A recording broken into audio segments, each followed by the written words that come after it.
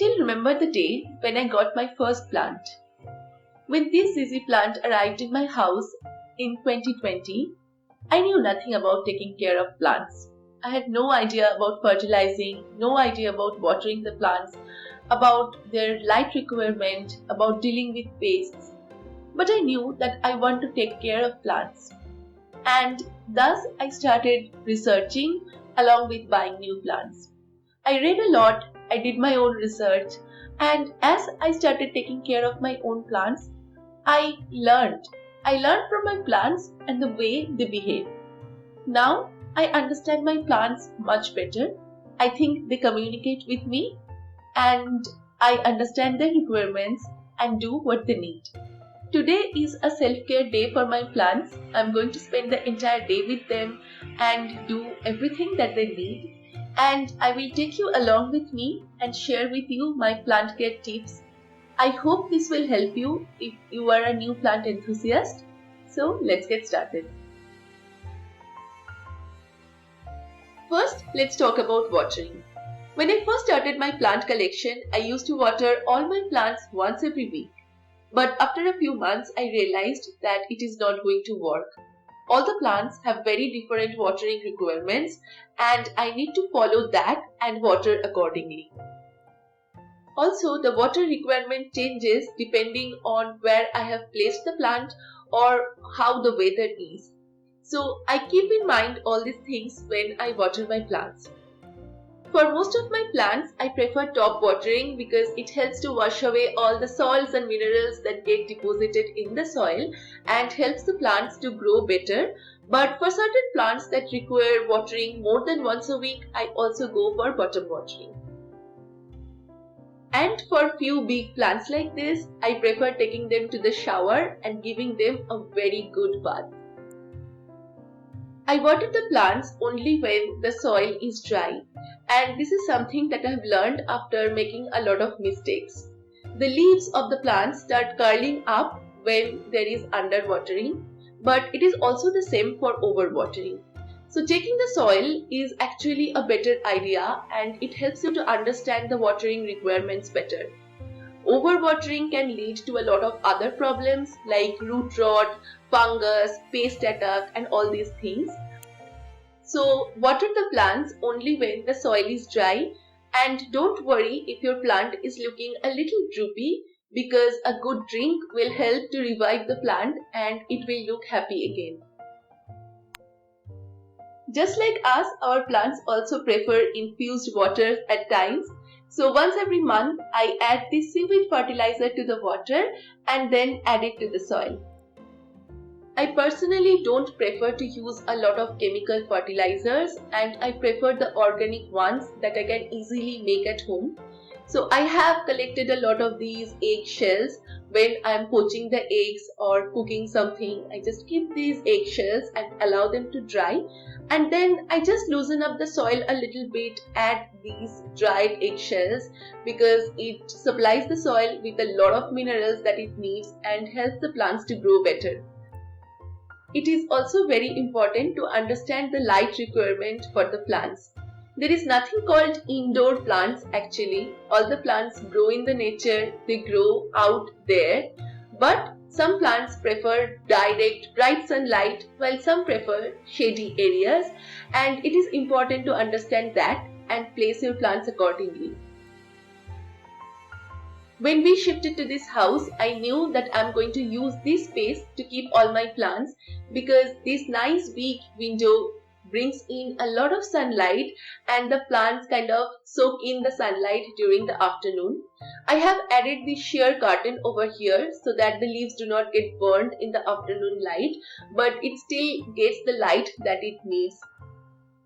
I have moved a few plants, placed them in windows or in the rooftop because I realized that they're not thriving indoor and they need more sunlight, and they're doing much better now.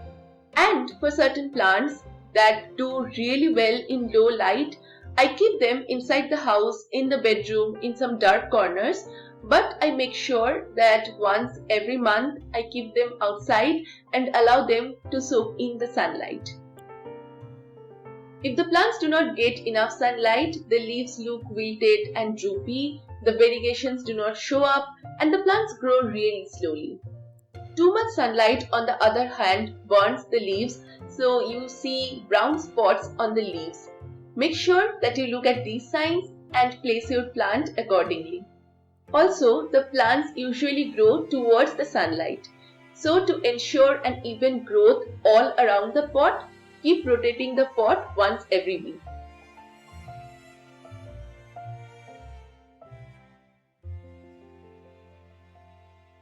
Another thing to look out for is the humidity level. In countries like ours, it is not a big problem, but to ensure that the plants are getting enough humidity, it is a good idea to club all these plants together. Also, adding a humidifier along with some aroma oil can help. It will make the house smell great and keep the plants happy. Also, clean the leaves once or twice every month because it removes the dirt that accumulates on the leaves and help them to absorb the humidity and moisture from the environment. Let's also talk about something that I prefer doing at least once every month. It's loosening up the soil. Because I keep watering my plants regularly and then the water dries down, often the soil becomes very tight. So either the water drains out so fast that it does not reach to the roots, or the water gets accumulated and then there is a chance of root rot. Loosening up the soil actually helps to deal with this problem really well. So after watering the plants, when the soil is still wet, I prefer using this tool and loosen up the soil. At times I also add vermicompost or some other kind of manure or fresh soil to this and mix it up really well. So without disturbing the root, I am actually making the soil better for the plant and it really helps the plants in a long run. Pruning the plants every now and then is also a good idea. Make sure that you remove the dying yellow or brown leaves because it actually helps the plants to absorb the nutrients better. Pruning trailing plants like pothos and philodendron ensures that the plant promotes side branching and as a result you get a bushier looking plant. Let's talk about propagating, which is one plant related activity that I enjoy doing the most. For me, it is like creating a backup for all my plants. These two plants, they were dying from root rot. I decided to take cuttings and now they are giving out new leaves and roots are also coming out. I don't think I will transfer them to soil. I will keep them in this water. For these pothos, they have very dense root now and it's time to transfer them to the soil. Let me also show you how I propagate my pothos. It's really easy. All you need to do is take node cuttings and put them in water. These plants root really fast, so within 3 or 4 weeks they will be ready to go to the soil. For some plants, I also directly take the cuttings and put them in soil. They root very easily. But for most of my plants, I prefer water propagation, and for a lot of them, I keep them in the water because they do really well in water. Repotting the plant when the time is right is also important. When the plant stops growing and the roots start to come out from the bottom of the pot, it is time to transfer it to a bigger pot. For picking a pot that is just one size bigger than the present pot, I don't remove the entire soil because that can damage the root and it can die. So I just loosen it up a little bit, loosen up the roots a little bit and then add some fresh soil to the pot and add the plant. Now the plant will grow better. These are all the little things that I do for my plants. But lastly, let me share the most important lesson that I have learned. It is important to understand what your plants need and do things according to their requirements. It is okay to read about the plants and read about plant care on the internet, watch videos, talk to experts. But at times, the requirement of your plants will be a little different from what you have learned. And that is completely okay. Try to understand your plant's signal, try to understand what keeps them happy and do that. Even if that is something completely different from what others are doing. Because your plants are your babies and no one knows them better than you do. Really hope you enjoyed this video. Do share your thoughts in the comment section down below. I will be back with a new video very soon. Till then, take care and bye.